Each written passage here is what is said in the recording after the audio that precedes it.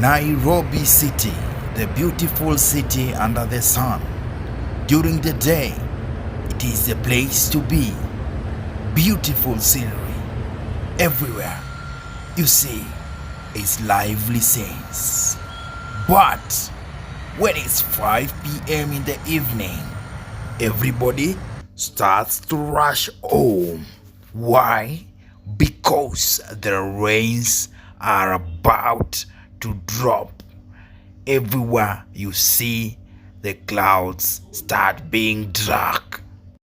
The traffic starts to build up because everybody wants to get home quick and safe before the rain drops.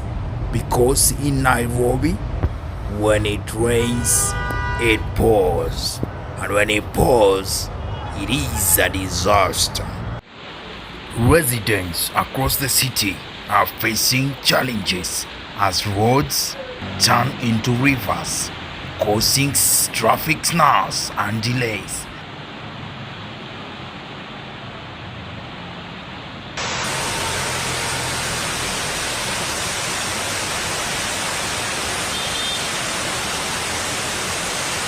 Outside the city, the story is not different.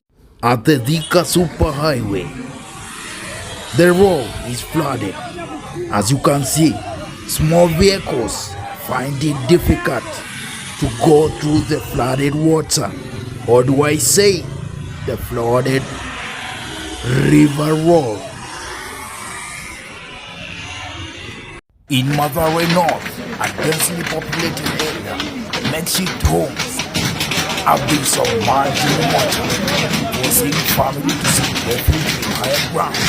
As you can see, some are passing through the roofs of the mabatis because down there is nowhere to pass. The same script is witnessed at Githurai 44, where the roads are impassable.